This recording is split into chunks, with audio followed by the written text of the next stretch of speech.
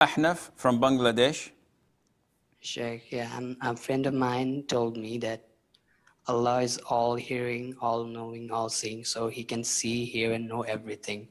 And he asks that, can Allah create a creature that can see, hear, and know everything?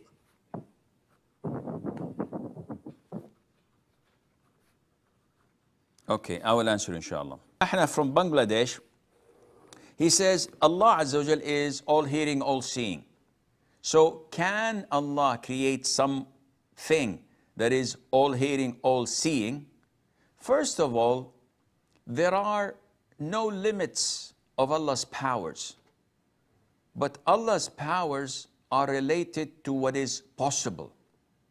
Because it is not logical to speak about the impossible. So someone comes to you and says, can Allah create something that He Himself cannot carry? Can Allah Himself create a God? And some people say that Allah can do so many things, but I know many things Allah cannot do. A'udhu billah. This is totally inappropriate. You must never ever say such a statement, because this is disrespecting Allah.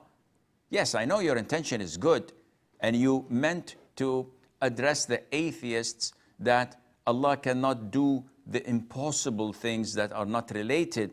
Because, for example, one would say, Allah cannot create another God, because if He creates another God, then He's not a God, or the one who He created cannot be a God. There can only be one God.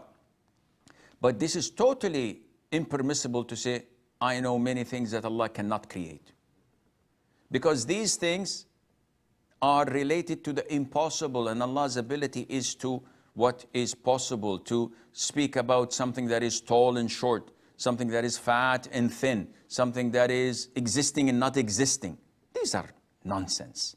So first of all, don't talk about Allah like this. Second of all, Allah Azza wa Jal is capable of creating some of His creation who may share some partial of His attributes. For example, Allah is ever living. Are we ever living? No, we're about to die.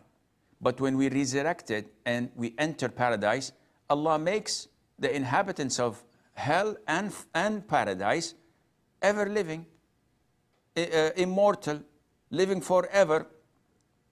Why? Because their life is existing because of Allah's life, not because they are ever living by themselves. The moment Allah Azza wa Jal stops providing them with it, they'll die.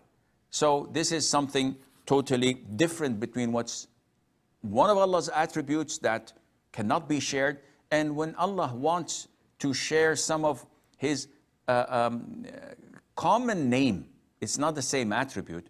Allah's life is unlike any other life. But it may confuse people that I'm alive, Allah is alive, so this is common. No, the name is common. And when Allah Azza wa Jal makes us eternal in paradise, inshaAllah, this is not because we are eternal by nature, rather it is dependent on Allah Azza wa Jal Himself.